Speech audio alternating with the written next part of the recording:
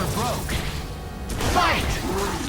Accept your fate. This charade is over. Down! Allow me. Enough! Target Star, level 3. Target Star. Enough! You will rue this day. Danger.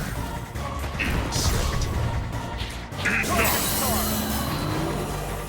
Down. You guys are more useless than my game like this. Enough! Analyze you, analyze. Limit first, don't move. Enough! You will rue this day. Fire! There is no hope. Watch your step. Fire! Jimmy,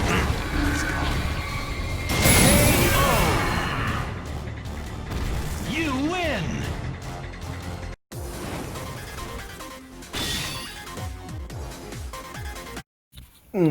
So my Riot video, the one that was supposed to have gameplay behind it of GTA 5, I don't have that installed anymore, so my point is, hard to get across.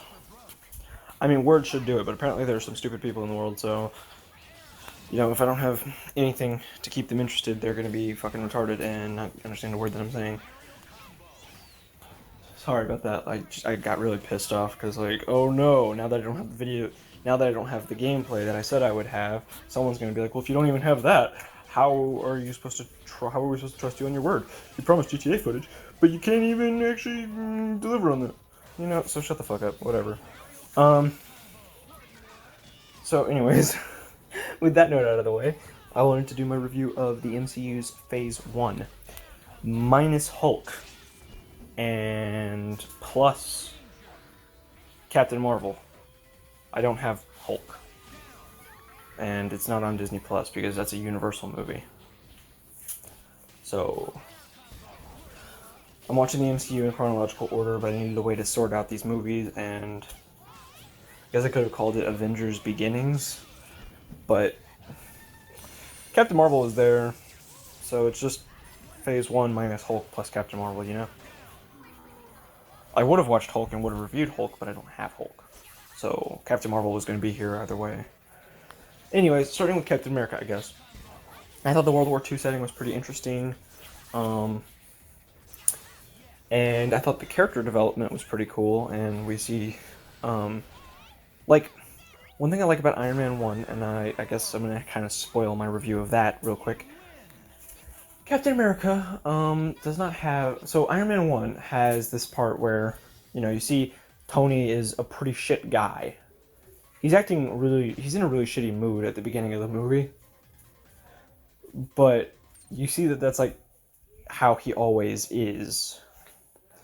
But we see the trials he goes through changes him for the better. Sort of an Oliver Queen situation, you know?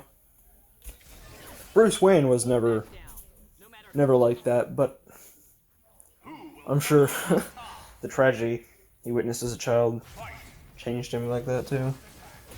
But, you know, what happened to Robert Queen, what happened to Shadow, and what happened to Slade, and because of Slade.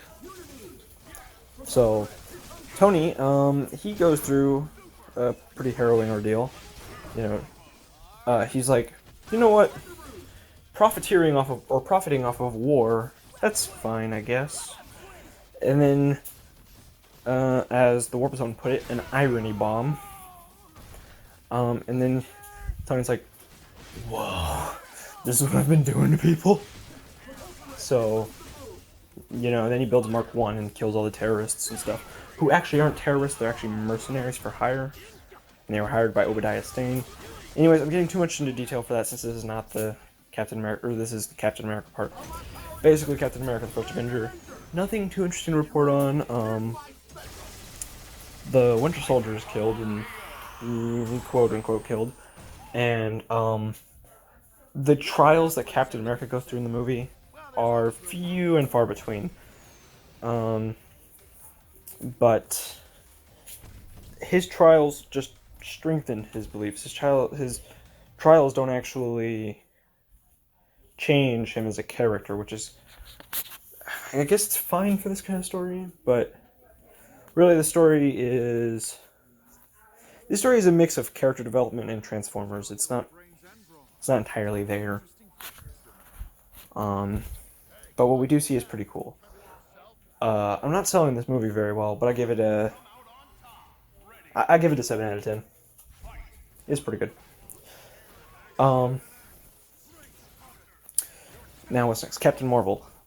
This movie was not as good as I remember, I don't think. Like, when I went and watched it for the first time, we were in theaters and everyone was just like, oh, this movie's gonna suck, and so then me and my brother were like, well, I was like, this movie's gonna be alright, and my brother's like, this movie's gonna suck. But we all came out really liking it. I watched it a second time, and it does not do well for repeat viewings, I'll be honest with you.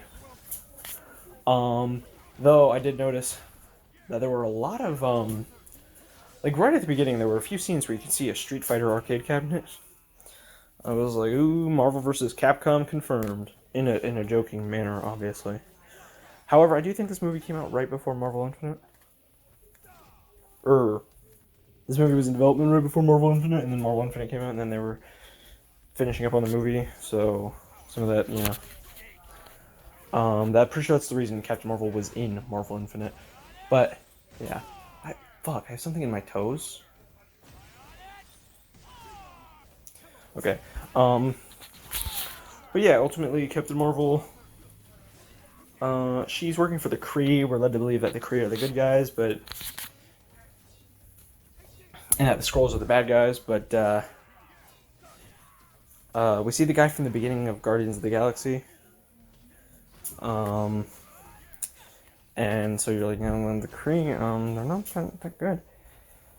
And then we see the guy, or then if you watch, like, Agents of S.H.I.E.L.D., which no one does, apparently.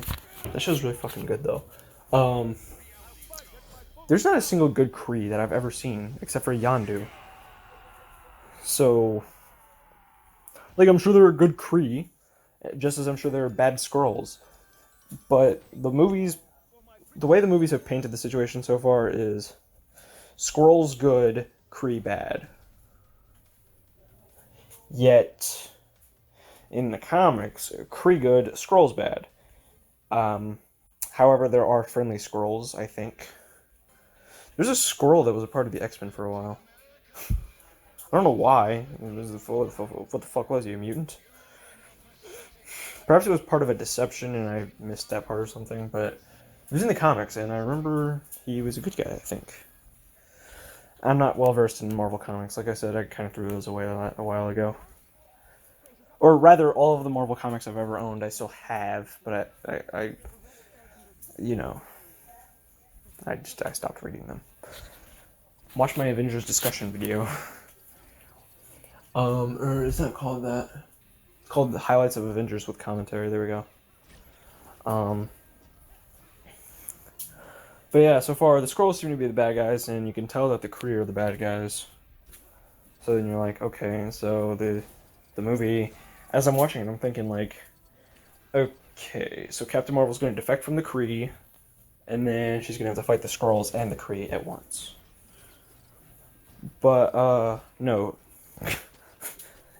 Halfway through, it's like, we see all these different Skrulls coming around when Nick Fury and Captain Marvel get to the Marvel's base. And all the screens kind of, I'm like, oh, like when I was watching it, I was like, oh, fuck, dude. Betrayal. I thought Talos was totally betraying them. And then they weren't, and I was like, wait, they're good guys? I was like, fuck no, let me read up on my comic books. Friendly Skrull, friendly Skrull, friendly Skrull. Can't find any results. Error 404, results not found. But Talos is pretty cool. Talos is in... Yeah, no, I can say that because I already did a review on it. Talos is in Far From Home, and I was like, oh, that guy's cool. But yeah, also we find out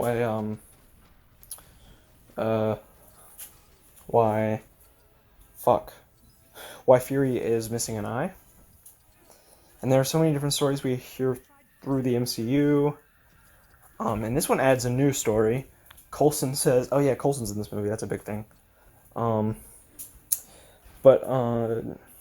Coulson's like, sir, is it true that that the Kree burned your eye out because you wouldn't give them the secrets that they desired? And then Fury just sort of turns his head a little bit and then says, I will neither confirm nor deny those, what, I can't remember what the word he used was.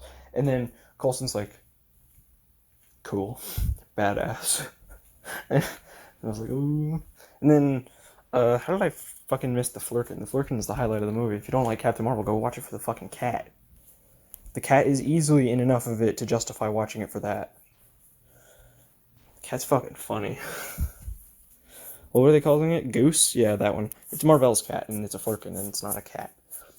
But yeah, Coulson, or basically the cat scratches his eye out, and so in Winter Soldier, when he says last time he trusted someone, he lost an eye, basically he's saying that he's a fucking dog person, in the words of Jeremy Johns.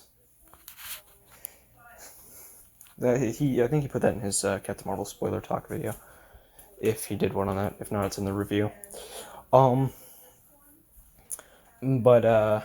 Yeah.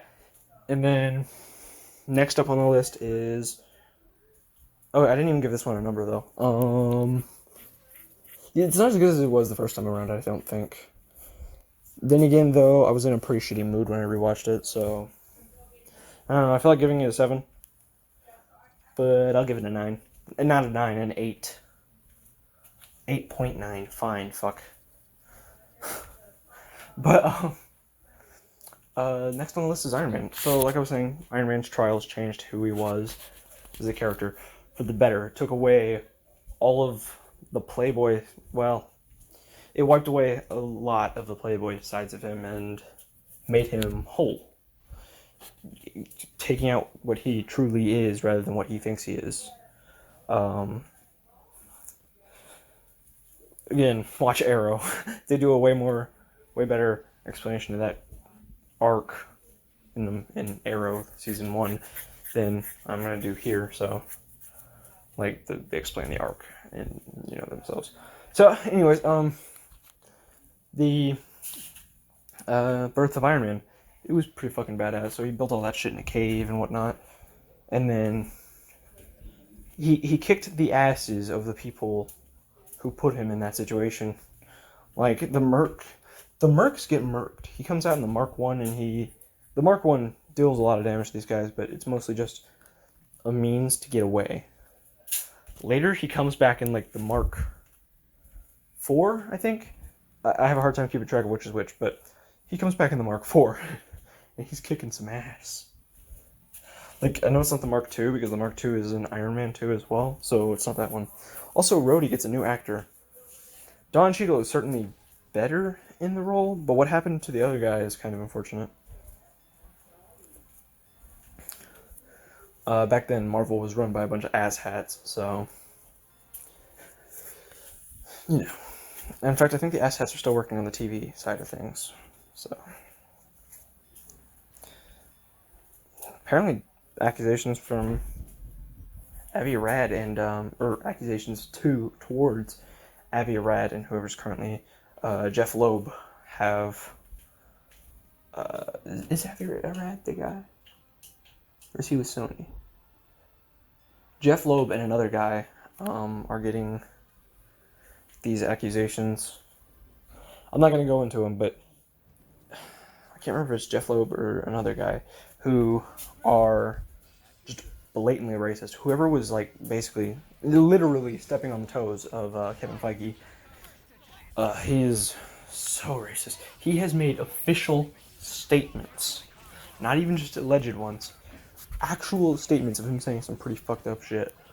But basically, Iron Man, he comes back in this badass and he just fucks up everybody. And then the big bad of the movie, Ironmonger. What the fuck is that sound? think the cats are playing on the cat wall. I'm in the garage, so there's a lot of banging on the wall. But Ironmonger, man, I remember when this movie first came out. I was still in school. I remember talking to my friends about it, like, because I hadn't seen Iron Man 2 yet. I had just seen Iron Man 1, and my friends were like, dude, what the fuck is the Ironmonger? It's the War Machine now. I'm like, no, those aren't the same guys. I'd read enough comics back then to, I mean, I wasn't like an avid comic book reader, but I knew enough to know that, no, the fucking War Machine is not Ironmonger. But the Ironmonger, he's kind of interesting. Obadiah Stane, he's also in Spider-Man Far From Home. They didn't film any new scenes or anything, but he is a cameo, technically. So, yeah. But yeah, he is just a greedy businessman who screws himself over in the long run.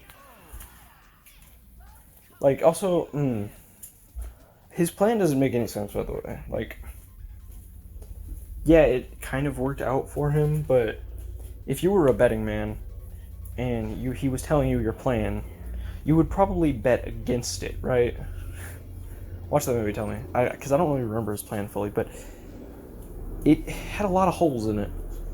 His plan is never explained in the movie. Hold on. Alright, so his plan is never explained in the movie, but basically everything that happens almost seems like luck. And then he's like towards like the halfway point of the movie, Pepper finds out that he's responsible for the ambush or whatever, and it's like, really? That doesn't make any sense though. And then a few other things happen, and then he's like, this is all part of my plan, Tony. I was worried that I was going to kill the golden goose, or I was killing the golden goose and losing my chance at,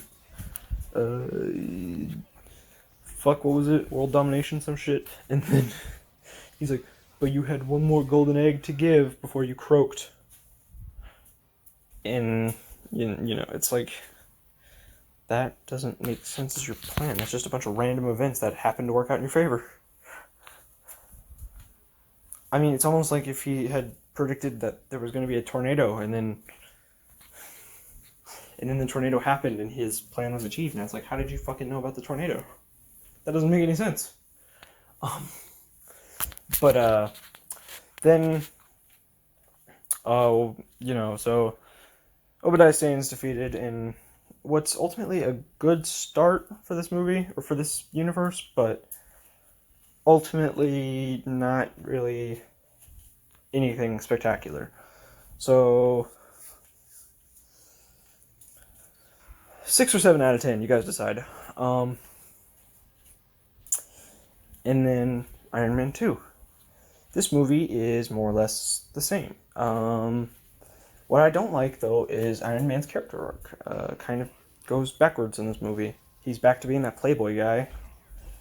There's a scene where he gets drunk and puts his gloves on this one girl's hands, and then she's flying around in the tower, or not in the tower, in their home during a party. And then another scene where he starts blasting shit, and then he's like, I often get asked, how do you go to the bathroom in the suit? And then, just like that. And then another one where he just fights with Rhodey, and he's just drunk the whole time, and then he says, like, Terrence Howard was the other guy's name, but yeah, Don Cheadle's way better. He goes like, hey, Goldstain, put on a fat beat to kick my buddy's ass to. And then they just start fighting. And it's like, really? Like, I realized Batman, what the fuck? Iron Man was dying. But,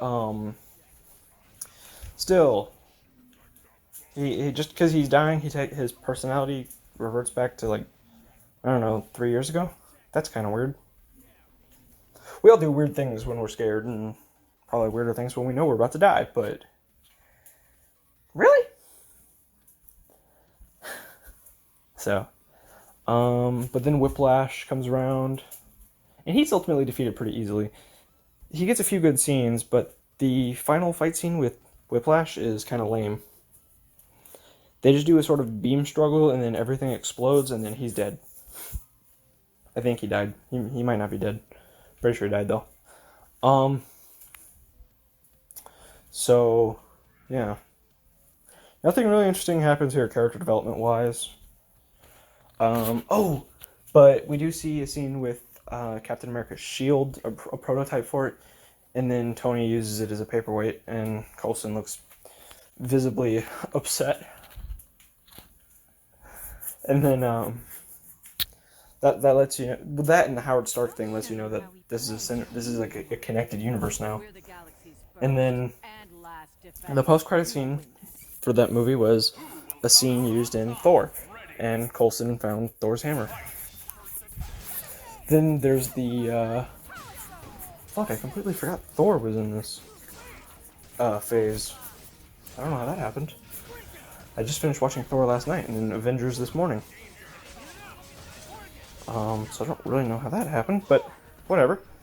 Coulson, you know, Coulson's a fucking badass in these movies. I remember him being kind of annoying and not really liking him until Agents of S.H.I.E.L.D., but then I don't know what the fuck I was on about. He's fucking cool.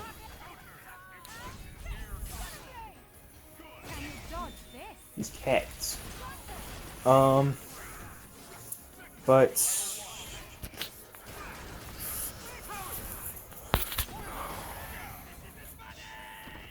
Coulson, he's in these movies. He's in all of them, except for... No, I think Coulson was even in Captain America: First Avenger, because I forgot to talk about Cap going under and waking up in the present day. And he's like, I had a date.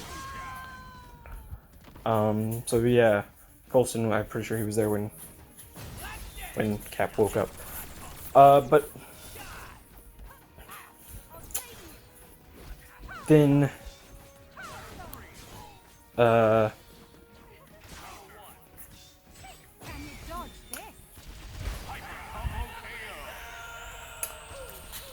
we see that Cap or Coulson's a pretty big fan of Captain America, but basically, yeah, nothing really with this character, or with this movie is spectacular. Iron Man 2, of course. 8 out of 10? I think I just liked the action scenes in between and the way that how much Pepper Potts and War Machine actually do in this movie. Because I know I didn't say anything spectacularly positive about it, but the Howard Stark and Captain America connection blew my fucking mind when I was watching it a second ago. I know that it's like, oh, you know it's part of this universe, but I didn't realize that. I never caught on to that when I first watched this movie. I never caught on to that. So it blew my mind the second time around. I was like, oh my god, dude. So. But then there's also...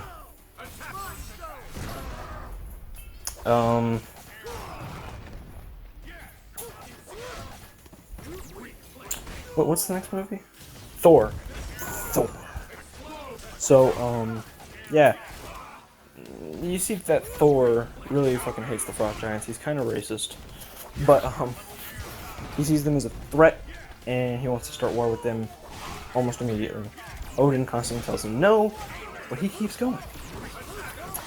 So, basically, Thor equal bad people in this movie. And then Loki, apparently... This movie does a horrible job of setting up its characters, by the way. Like, I don't know who any of them are. And... the fucking Oliver Queen / Robin Hood looking dude. I'll have to look up his name here in a minute. Actually, hold on. Fandral. So, Fandral is, when they think that Loki is, like, shady as fuck towards the end of the movie, Fandral says he's always been one for mischief, but this is something else. Like, you read the comics and you know Loki, you know who Loki is, but how were the average moviegoer supposed to get that? all of the scenes with him being shifty were deleted. For instance, there's a scene where he turns wine into snakes, and so that scene establishes who he is perfectly. But in the movie, there is none of that. There is nothing with him doing anything important. He's just talking the whole movie, and then suddenly he's the bad guy, and it's like, he's not doing anything mischief-worthy. Like, he's being kind of goofy every now and then, but that's not fucking mischief. That scene that was cut, where he turns wine into snakes, I'm telling you, that was perfect. I mean, that tells you right there, oh, this is the motherfucker that's gonna turn snakes into wine. Or, this is the kind of motherfucker that's gonna turn wine into snakes, dog. Stay away from him. You know? Makes sense to me. But yeah, that scene was cut. But, I think there were 2 more scenes with Loki that established his character pretty well that were cut. And Thor, if you read comics or you've heard of the legend of Thor before, because Thor was I don't remember, Norse god? Something like that? Thor was a real, he's part of Norse mythology, so he's like a real figure.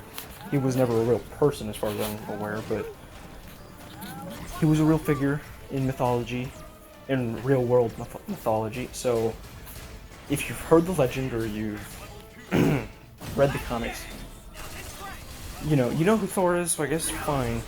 But Loki, you can hear that name and still not know what the fuck that means. And then you're like, oh, god of mischief. He doesn't do anything mischievous in this whole movie. Watch the Avengers, he does way more mischievous things in that movie, but again, his character is not, as cool as his character is, it's not set up very well. I don't mean no disrespect to the Loki. I mean, in Ragnarok, we hear about a scene where he turns into... Thor says that Loki turned into a snake, and knowing that Thor loves snakes. So, supposedly Thor went up to admire its beauty, and then Loki changed back into Loki and stabbed him in the chest. That is mischievous as fuck. We didn't have any of that in the MCU so far that I can think of. Come on, man, you're not setting up the character very well. And then Thor. I already talked about Thor, fuck. Thor is Thor. Thor is Thor. We all know who Thor is by now, but this movie did not help to tell you. So yeah, but I did think that the character development was pretty good. We see why Loki turns. Well, we don't see why Loki turns, but maybe these feelings were bottled up, and he definitely exploded at the end, where he's like, no matter how much you claim to love me, I'm still the monster that parents warn their children about. You could never have a frost giant sitting on the throne. All sorts of great scenes, or lines like that. But he had turned prior, you know? It's like the Joker, but not pulled off as well. Whereas, like, the movie, I mean, where Joaquin Phoenix's character is clearly unstable at the start of the movie, but you get enough information in that movie to tell you, oh, okay, I see. Whereas in Thor, it's like, the fuck's this guy's problem? So, yeah, I thought the movie was great. I thought the world building was pretty shit. Also, they focus on these other characters a little too much when there's not much to them.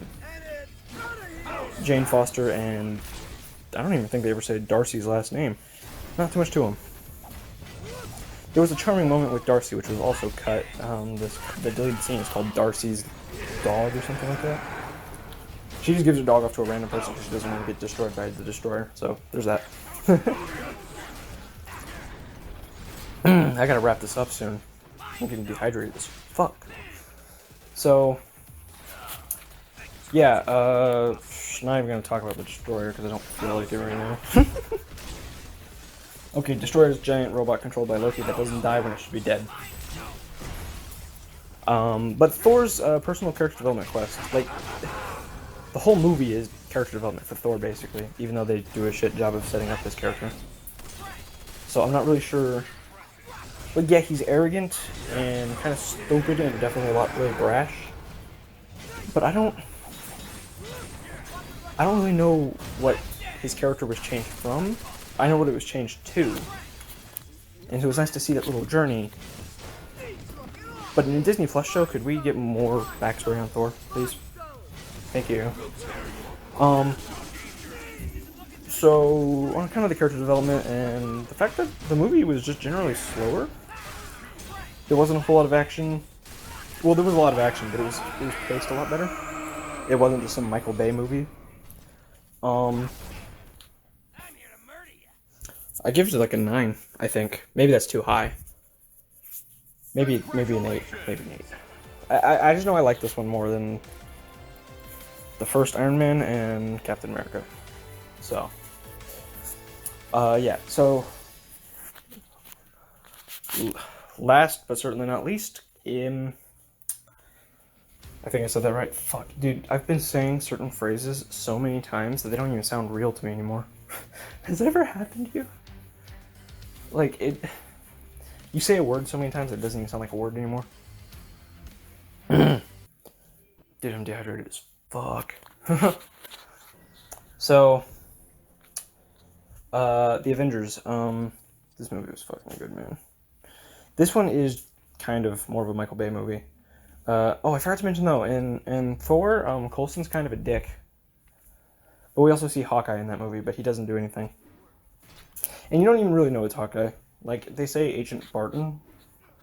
Or Agent Barton, but, Barton, I don't even fucking know. But, yeah.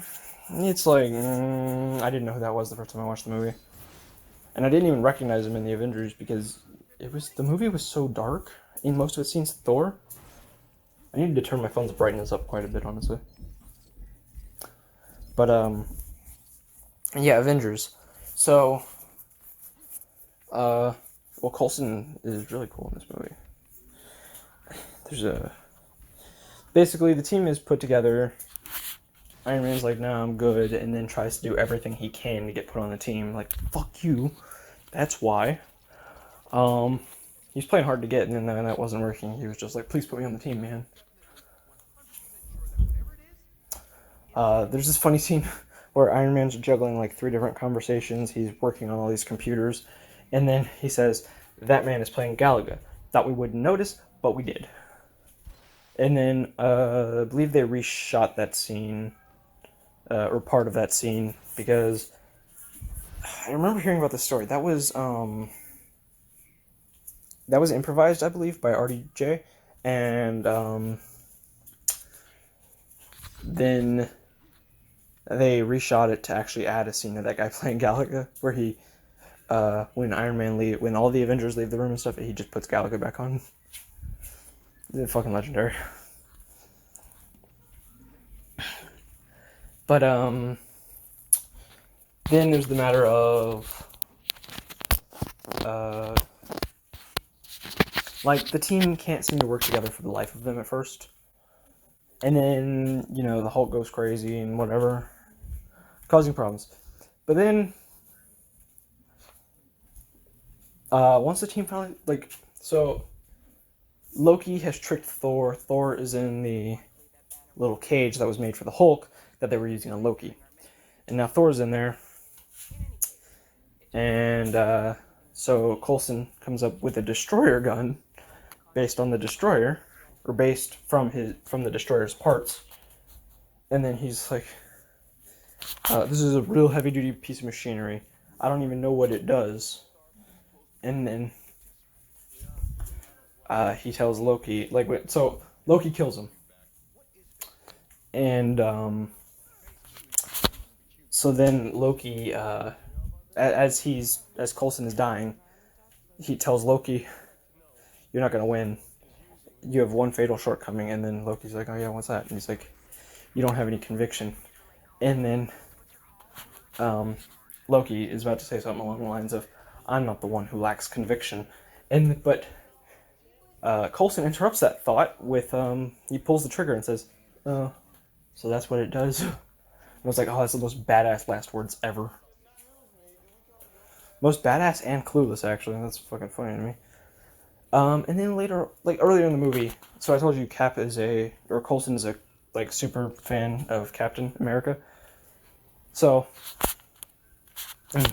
earlier in the movie, earlier in the movie, he's like, I'm a big fan. I watched you sleep. And then he rephrases that, and he's like, not what I. Cap gets up and leaves, and he's like, not what I meant. I was there when you were unfrozen, and so then there's a scene. You know, Coulson's like, so it's no trouble at all, or is it? And then Cap's like, no, it really isn't any trouble for me. And so then they're talking about signing. Apparently, they're talking about Cap signing Coulson's Captain America cards. So then Coulson, when he gets killed by Loki, Fury comes out with the cards covered in Coulson's blood, and he throws them onto the table and says, guess Coulson never really could get you to sign these, could he? And,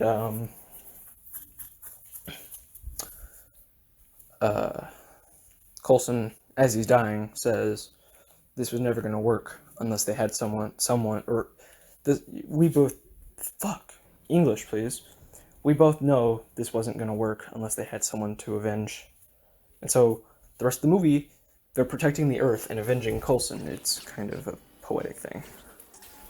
I guess. Not really poetic, I guess. Fucking Dino keeps barking at the cats. You know, it works. You know, I don't know what the fuck I was going on about poetic. But then you have,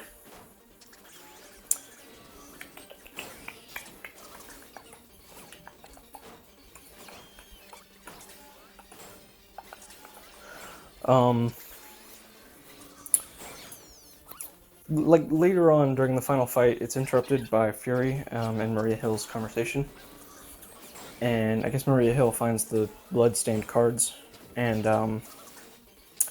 Maria Hill says those trading cards were in Coulson's locker, not in his jacket, and or not in his suit pocket. And then Nick Fury says they needed a little push. So I was like, oh, you really were trying to go with that, weren't you? And yeah, so I think the movie is just really good. None of it should work, and you know, I think some of the choreography kind of sucked, but they had some really cool fucking team-up attacks. I can't remember all of them at the moment. Most of them weren't really necessarily supposed to be attacks, but set pieces rather, like when Thor hits Captain America's shield, or when Thor zaps Tony's suit. But then there were like laser beam refraction or whatever they called it in that Strike Force commercial. Oh, but the Chitauri get powered down when a nuke destroys their mothership. And I'm like, they're not robots. That doesn't make any sense. They pulled a Phantom Menace, except Phantom Menace actually made sense. But also not quite. Like, that's not how technology works. But at the same time, made a lot more sense than this, because the Chitauri are alive. They're not robots.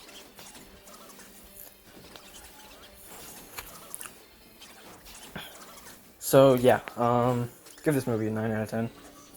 I definitely like it a lot, man. So, yeah. I'm sorry that these reviews were all over the place, but man. And we get a really good line from the Hulk or Bruce Banner, where he says that he didn't see an end, so he put a bullet in his mouth, and the other guy spit it out, and I was like, oh fuck, that's dark, man. That is so dark. But dude, this movie was amazing. So yeah, I'm doing an MCU rewatch, and not all of the movies are available to me, but these were, so yeah. I gotta buy the Hulk movie, gotta buy the Spider-Man movies, and other than that, we should be good. I know this video ran on a little long, but let me know what you guys thought in the comments below. Thank you. Bye.